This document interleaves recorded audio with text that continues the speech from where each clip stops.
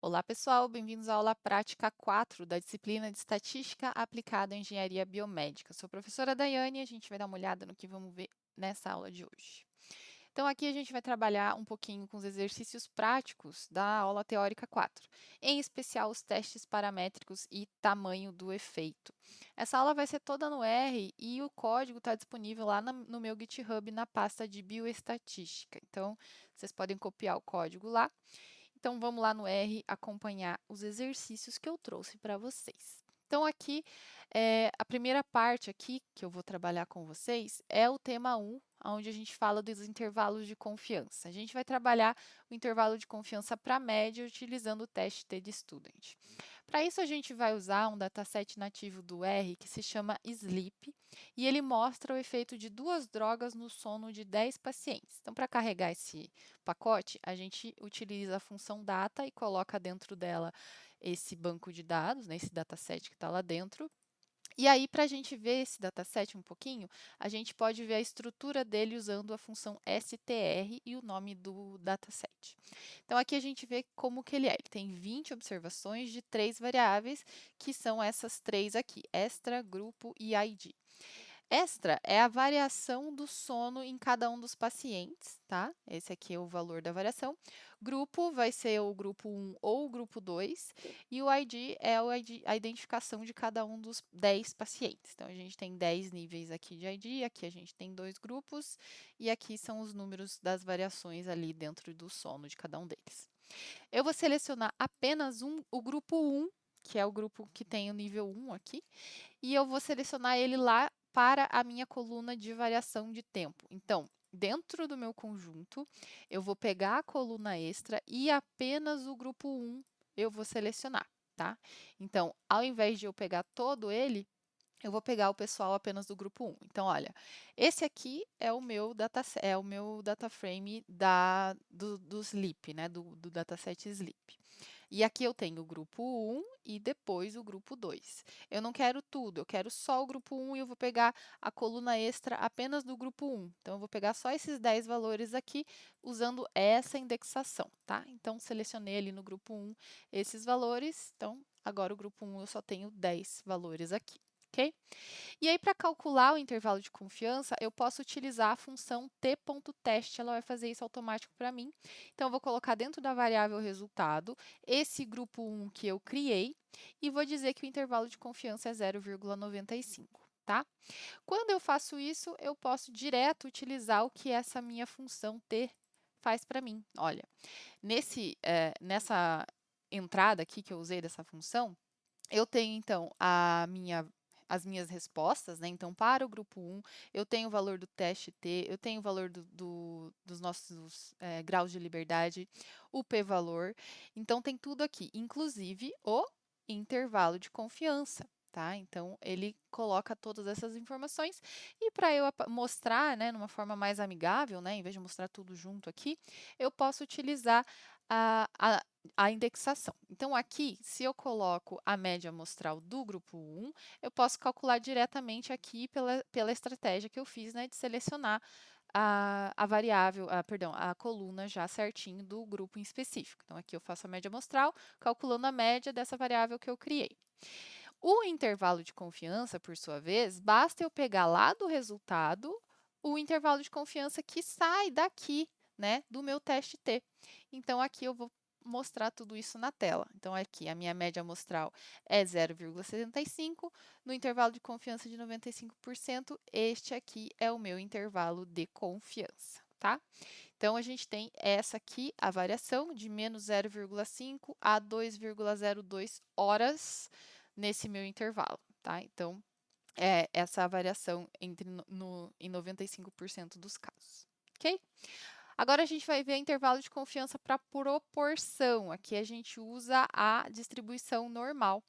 Agora, nesse caso, a gente vai usar o dataset ESOF, que é um dataset que fala sobre o câncer de esôfago relacionado ao alcoolismo e tabagismo. Aqui a gente vai estimar, então, essa proporção dos casos em relação ao total de observações. Então, a quantidade de casos de acordo com os valores observados no estudo. Então, primeiro vamos carregar aqui o banco de dados e ver sua estrutura. Deixa eu limpar aqui, que daí a gente começa do zero.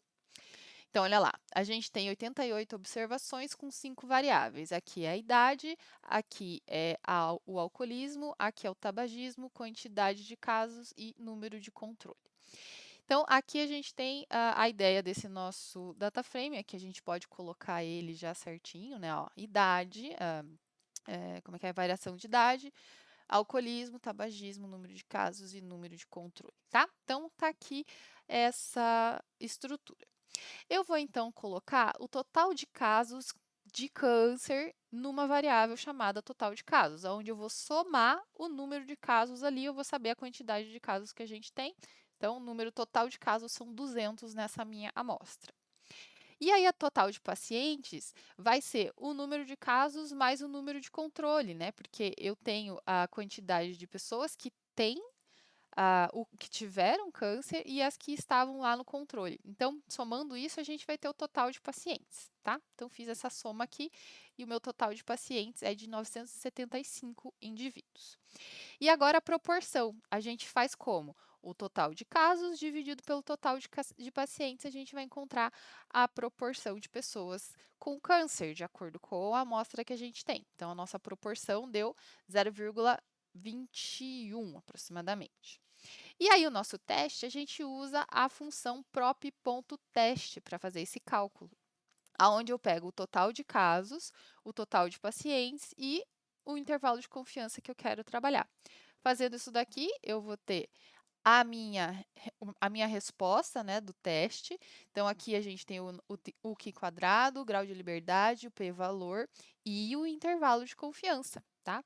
Aí, para a gente mostrar na tela, né, os resultados do que a gente obteve, a gente pode utilizar aqui essas amostras, esses prints aqui de texto. Então, eu tenho aqui o total de pacientes dado pela variável total de pacientes, total de casos, aqui a proporção amostral, onde eu pego aqui a proporção de pessoas com câncer, arredondo para 4 casas, e o nosso intervalo de confiança vindo lá do meu teste, e eu adiciono aqui o conf.int, que é onde está o intervalo de confiança para indexação. Então, aqui estão, né? Então, total de pacientes, total de casos, a proporção amostral, e o nosso intervalo de confiança, que vai de 0,18 a 0,23, a proporção que a gente tem.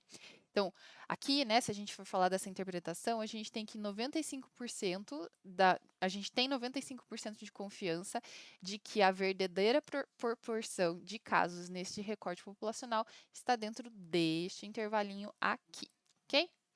Beleza. Agora a gente vai para o tema 3, falar sobre os testes paramétricos. Nos testes paramétricos, a gente tem o teste T para uma amostra. O primeiro que a gente vai falar, utilizando agora o dataset Trees, que fala sobre cerejeiras negras. Aqui, ele vai ter a variável de altura em pés, que ele é medido em pés, e a literatura fala que a altura média histórica dessas espécies é de 70 pés. E a gente quer saber se nesse dataset a média histórica é muito diferente do que a gente tem lá. Então, aqui, abrindo o dataset e vendo como ele é, a gente tem 31 observações com 3 variáveis. Aqui a gente tem as 3 variáveis e a gente está interessado nessa daqui, que é a altura. Tá? Então, eu vou pegar a amostra das alturas, fazendo então a indexação aqui, né? Eu vou pegar lá do meu banco de dados exatamente essa coluna, vou fazer a média da amostra, simplesmente fazendo a média dessa variável que eu criei, e a minha referência é o valor hipotético aqui de 70 pés, que diz que a média histórica é essa. Então, esses dados aqui eu vou utilizar aonde? No meu teste T, para fazer o teste T para uma amostra, tá? Então, ele quer a altura, a amostra das alturas aqui, né? Todos os valores que eu coletei, e ele pede esse mi aqui, a gente chama de mi, a referência que foi dada. Então, aqui eu vou ter o resultado. Esse resultado é aquele meu teste lá que a gente já viu, que sai lá os graus de liberdade, o valor da estatística T, o p-valor e o intervalo de confiança. E aí, aqui eu vou mostrar os resultados desse nosso trabalho. Então, aqui eu vou ver a média da minha amostra, o valor de referência, para o nosso teste. Aí, a gente vai ver o resultado vendo a estatística T e depois o p-valor, que é quem ajuda a gente a concluir. E aqui na interpretação automática, veja que se o p-valor for menor do que 0,05, a gente rejeita o H0. E o que isso significa? Significa que a média da altura das árvores difere significativamente do que é dito historicamente no nosso exemplo. Caso contrário, caso o p-valor seja maior, então a gente não tem evidência de diferença. Então, essas minhas árvores são iguais à média histórica, tá? Então, colocando todas essas informações, né? Então, a média da nossa amostra é 76, enquanto a média de referência era 70. A estatística T deu 5,24 e o p-valor deu super pequenininho aqui, né? E elevado a menos 5, tenho 5 casas aqui para o lado da esquerda da vírgula. Então, isso significa que deu um valor bastante pequeno e a gente pode concluir que rejeitamos H0, ou seja, a média da nossa amostra é diferente da média histórica, ok? Então, aqui a gente tem o teste T para uma amostra. Agora, a gente vai para o teste T de duas amostras independentes com variâncias iguais, tá? A segunda parte aqui do tema 3. A gente vai usar agora o dataset de crescimento de dentes em porquinhos da Índia, aonde a gente vai comparar o tamanho, o comprimento do dente e o tipo de suplemento utilizado para o crescimento. Então, aqui existem dois tipos de suplemento. A gente vai ver se existe, então, diferença entre o crescimento de acordo com o suplemento. Então, primeiro, carregamos o dataset e damos uma olhadinha nele. Então, vou aqui limpar tudo. Então, aqui a gente tem 60 observações com 3 variáveis. Então, aqui a gente tem o comprimento, o suplemento e a dose, tá? Então, são dois tipos de suplementos. Aqui são as doses e aqui o comprimento do dentinho, tá? Ok. Então, aqui eu vou fazer a separação de dois grupos. Afinal, a gente está falando sobre duas amostras. Um grupo tem o suplemento OJ e o outro grupo tem o suplemento VJ. VC, na verdade. Deixa eu ver aqui o que era a diferença de um para o outro, que eu não me lembro. Eu sei que um deles era suco de laranja e o outro era vitamina C. Acho que é isso. Aqui é vitamina C e aqui é orange juice, né? Então, suco de laranja e aqui é vitamina C. Essa é a diferença um para o outro. Então, aqui, para o suco de laranja, eu vou pegar, então, o subgrupo lá do meu dataset e eu vou pegar em específico o suplemento de suco de laranja e pegar o comprimento dessa galera. Então, coloco aqui essa variável e essa. Então, olha lá. Aqui estão os dados para o suco de laranja e aqui os dados para a vitamina C. E aí, a média, né, do crescimento dos dentes para o suco de laranja vai ser a média do grupo OJ e a média do grupo VC para a vitamina C. Aqui, ó, suco de laranja ou OJ. Então, aqui a gente pode mostrar isso na tela. Então, aqui a gente tem que a média de crescimento do suco de laranja é 20,6, enquanto a média de crescimento para a vitamina C é 16,96. Aí, agora a gente vai ver se existe diferença entre essas duas médias aqui. Então, aqui a gente usa a função var.teste para verificar isso, colocando agora as informações dos dados separadinhos, tá? Aí aqui, ó, a gente tem de novo as variações, né? Então, aqui a gente tem a estatística F, os graus de liberdade, que a gente tem dos dois grupos, e o p-valor. E aqui a gente tem também intervalo de confiança, tá? Aí agora a gente vai fazer a análise, tá? Então, lá dentro desse meu var teste que eu coloquei aqui, eu tenho o meu p-valor. E eu vou selecionar esse p-valor. Quando ele é maior do que zero, significa que a gente tem variâncias iguais, ok? Quando tem variâncias iguais, a gente tem variâncias homogêneas, então a gente usa o teste T padrão. Quando isso não acontece, então, caso contrário, as variâncias são diferentes. E aí, a gente precisa usar o teste de Velk, tá? São testes diferentes para ser usados. Então, aqui a gente já entra em um pedacinho aqui de análise que a gente precisa fazer, tá? Então, aqui, fazemos aqui geramos esse código. E aqui, no nosso exemplo, a gente tem que, sim, a gente tem as variâncias homogêneas, portanto, a gente pode usar o teste T. E agora a gente vai mostrar aqui o resultado, então a diferença entre as médias, né? Então aqui eu vou pegar do nosso resultado o valor estimado para o primeiro grupo e o valor estimado para o segundo, vou arredondar para duas casas. Então, aqui eu tenho a diferença entre as médias é de 3,7, exatamente, né? Que é de 20,6 menos 16,9, essa é a nossa diferença. O intervalo de confiança, a gente já sabe, né, que a gente pode selecionar lá do nosso resultado, né? Então, como a gente calculou no resultado aqui, a gente colocou o teste T, então é só selecionar lá o intervalo de confiança para a gente saber. E depois a gente pode, aqui, colocamos o intervalo de confiança, isso. E depois a gente mostra o p-valor aqui, que deu 0,06039. Então, como o nosso p-valor é maior do que 0,05, então eu não tenho diferença entre os suplementos, eles são estatisticamente iguais, ok? Muito bom. Agora a gente vai para o teste T para duas amostras independentes com variâncias diferentes, que é o teste de Velk. Ali a gente tinha as variâncias iguais, né? Que aconteceu aqui a homocedaticidade. Então a gente usou o teste T normal. Agora a gente vai para o teste de Velk. Nesse caso, eu vou usar agora esse outro dataset que fala sobre carros de 1974. A gente vai falar uma comparação sobre o consumo, que é milhas por galão. E a gente vai combinar carros que são de câmbio automático e de câmbio manual, que é aqui o AM0 e o AM1.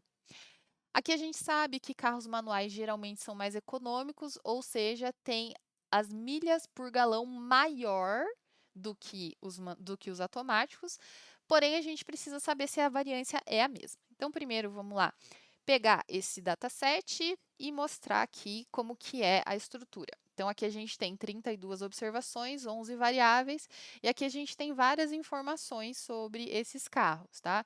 Aqui tem as cilindradas, aqui tem o consumo, e aqui está como que é, se é manual ou se é automático, tá? Aí eu vou fazer a seleção, né? Vou selecionar os automáticos do meu dataset. Então, eu tenho que utilizar aqui o AM igual a zero, porque o AM igual a zero são os automáticos. E eu vou pegar o consumo deles. Aí, agora, para os manuais, eu vou pegar o consumo dos manuais, que são o AM igual a 1. Então, aqui eu guardo essas informações. Então, aqui a gente tem os automáticos, os valores do consumo deles. E aqui os valores do consumo dos carros manuais, ok? Agora a gente vai fazer o teste de Levene para a gente verificar a variância entre esses valores. A variância dessa unidade costuma ser maior nos carros automáticos, como eu comentei. Então, os que são manuais, eles costumam ser mais econômicos. Aqui a gente precisa usar o pacote CAR para fazer essa instalação. Então, quem não tiver instalado, eu já coloco aqui esse código para não instalar mais do que uma vez e carregar esse pacote. Então, o Levene teste é quem vai fazer essa continha para a gente. Eu pego, então, a minha variável MPG, transformo ela como fator para... Aliás, eu analiso ela de acordo com os fatores do AM, né? O AM, ele é um fator que a gente transforma aqui. No dataset original, ele está como número. E aqui a gente está fazendo ele como fator, porque de fato ele é um fator. Ou ele é automático ou ele é manual, mas no dataset foi gravado numericamente. E a gente vai fazer isso lá do dataset de MTCars. Então, essa é a tradução do que está acontecendo aqui. E aí a gente vai pegar o p-valor do nosso resultado, pegando diretamente lá dele esse PR. Eu vou mostrar na tabelinha aqui que fica mais fácil para vocês verem. Ó, eu vou mostrar ele aqui, pronto. Tá vendo aqui, ó, o meu p-valor, ele tá nessa coluna aqui do resultado do teste. Então, por isso que a gente usou esse nome aqui, ó, PR, entre parênteses, maior F maiúsculo, que é nessa coluna da tabela que aparece o p-valor, tá bom?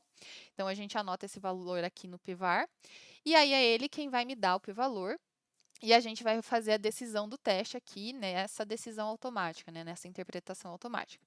Se ele for menor ou igual que 0,5, A gente tem, então, que a variância tem esse p-valor e elas são diferentes, portanto, a gente pode usar o teste de Velk. Se eles forem maior do que 0,5, então a variância são iguais. E aí a gente usa o t de student. Então, rodando aqui, a gente tem que as variâncias são diferentes, portanto, vamos então utilizar o teste de Velk. O teste de Velk no R já é de fato feito desde que eu não coloque, perdão, desde que eu não especifique que o var.equal é igual a true, tá? Então, essa aqui é a minha forma de dizer que eu estou utilizando o teste de Velk, utilizando direto essa função t.test, tá? E aí, aqui, eu estou colocando os automáticos e os manuais, né? Porque a gente tem as duas amostras para comparar no meu teste. Então, aqui eu vou colocar dentro do meu resultado essas duas comparações. Então, ó, duas amostras no teste T. E aí, aqui eu tenho o teste T, os graus de liberdade, o p-valor e aqui o intervalo de confiança, tá? E aí, agora eu posso mostrar aqui na tela para o meu usuário tudo que a gente teve. Então, a média dos automáticos, a média dos manuais, a diferença estimada, o p-valor e os graus de liberdade aqui que a gente tem. Então, rodando aqui todas essas coisinhas na tela. Então, aqui a média dos automáticos é 17,15 consumo e aqui é 24,39. Atenção aqui, ó. Ah, mas o manual não é mais econômico? Sim, é mais econômico. Ele faz mais milhas por galão do que os automáticos. Então, a gente realmente queria que isso aqui fosse um valor maior. A diferença aqui é de 7,24 e o p-valor deu 0,01. Então, realmente, ele tem um valor menor do que o 0,5, portanto, existe sim uma diferença entre os automáticos e manuais. Então, realmente, os manuais, estatisticamente comprovado de que eles são mais econômicos. E aqui a gente tem os graus de liberdade de Velk, que é 18,3, ok? Agora, a gente vai para o teste T de amostras pareadas. Então, vamos lá. Aqui agora a gente vai ver de novo o dataset Sleep e a gente vai dar uma olhada sobre as horas extras de cada uma das drogas, ver se elas realmente fazem diferença no mesmo paciente. Então, a gente vai ver como que ele se comportou com a droga 1 e depois com a droga 2. Então, isso significa que a gente tem um pareamento, afinal de contas, a gente está falando do mesmo paciente. Então, como que a gente vai fazer isso? Então, a gente vai lá selecionar no nosso dado a droga 1, vou pegar a variação no sono do grupo 1 e depois do grupo 2, tá? Então, aqui no nosso dataset, as linhas já estão ordenadas por paciente. Então, olha só, eu vou colocar aqui e mostrar para vocês aqui, ó. Ele já está ordenado certinho, tá? Então, aqui já está com o ID certinho correspondente, eu não preciso ordenar isso, então, que ótimo. Aí agora eu vou mostrar aqui as observações dos 5 primeiros pacientes para vocês verem aqui bem certinho, olha. Então aqui, o paciente 1 com a droga 1 e com a droga 2, o 2 com a droga 1 e a droga 2 e assim por diante, tá? E aí no meu teste pareado, de novo, eu uso o teste T, falo qual que é a droga 1, a droga 2 e digo que ele é pareado, ou seja, são pessoas iguais ali que eu estou comparando.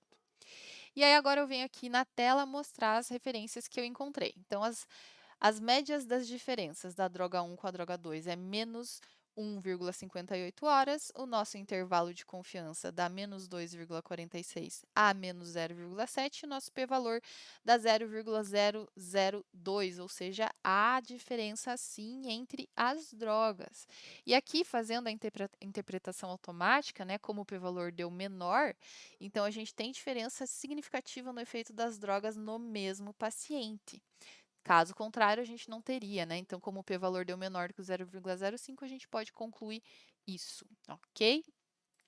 Pois bem, agora a gente vai para o tema 5 e falar sobre o tamanho do efeito.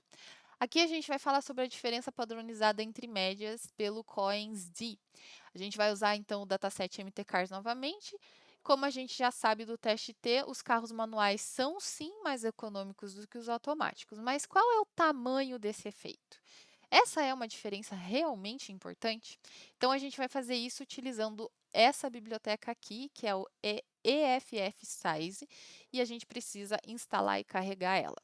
Mais uma vez, vamos pegar aqui os dados do MTCARS e vamos selecionar agora, de novo, né, os automáticos e os manuais ali de acordo com o seu consumo. Então, aqui o consumo dos automáticos e o consumo dos manuais. Eu vou guardar aqui nessas duas variáveis.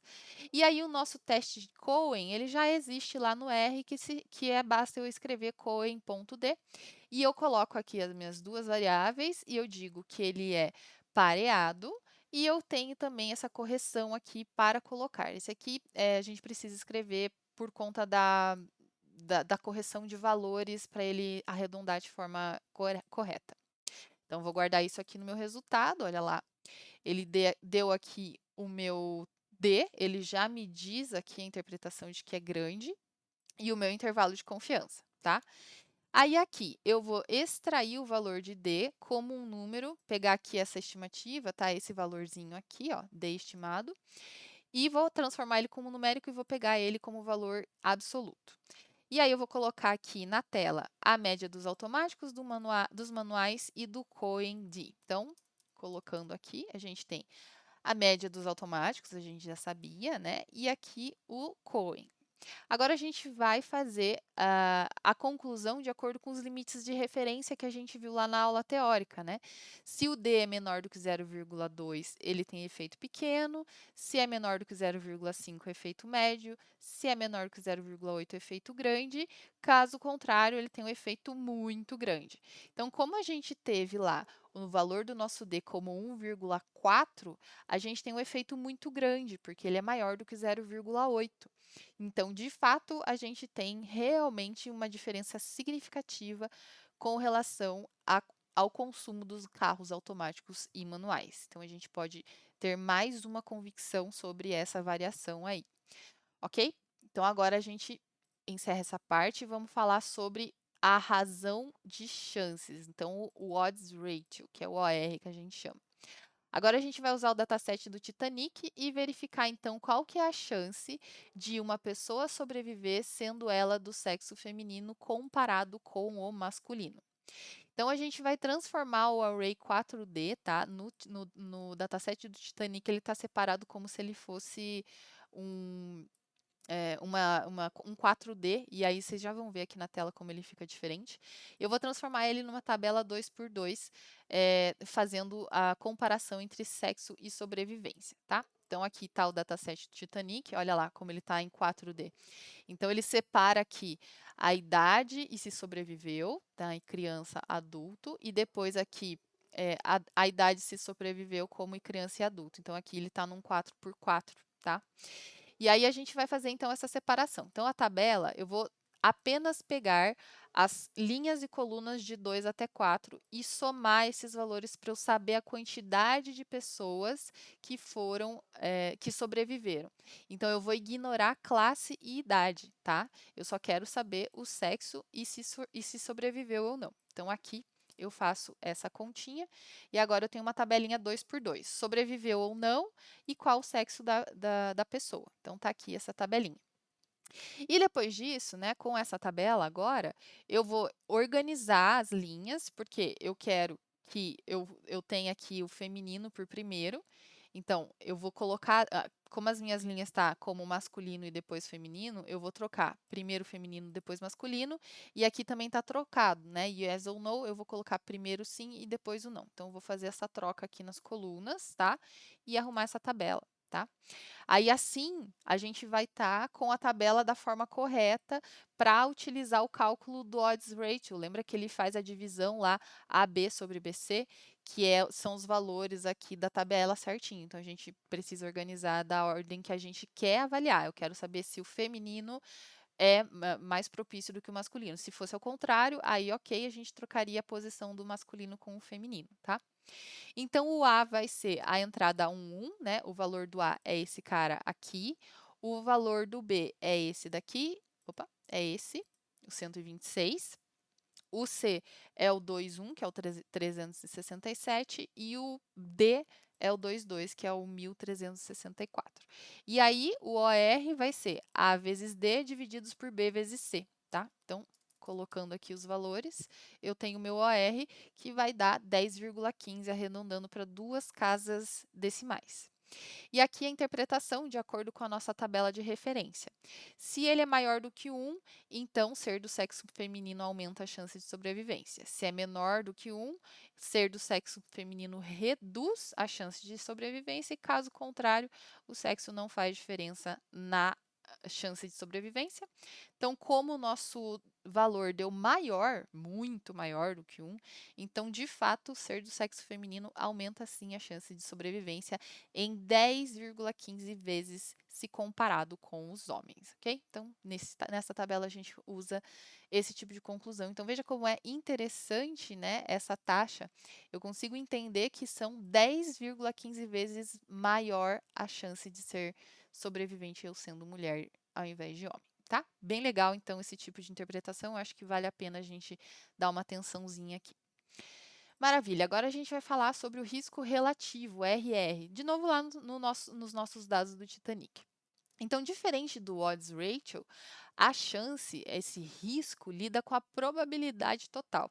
Então, a gente vai avaliar o risco da pessoa não sobreviver comparando a terceira classe com a primeira.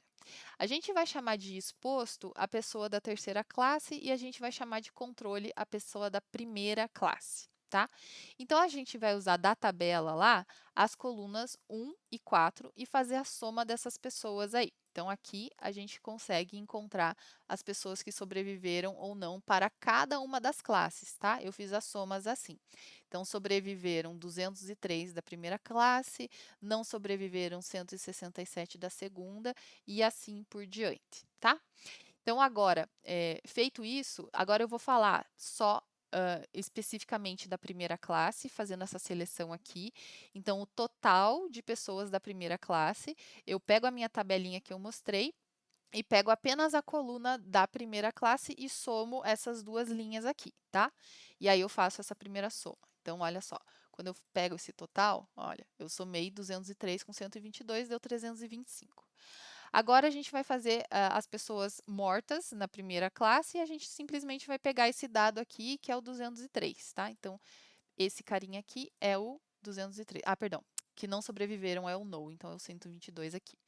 Eu vou precisar dessa relação, tá? Para fazer a conta do RR. Eu preciso desses dois dados.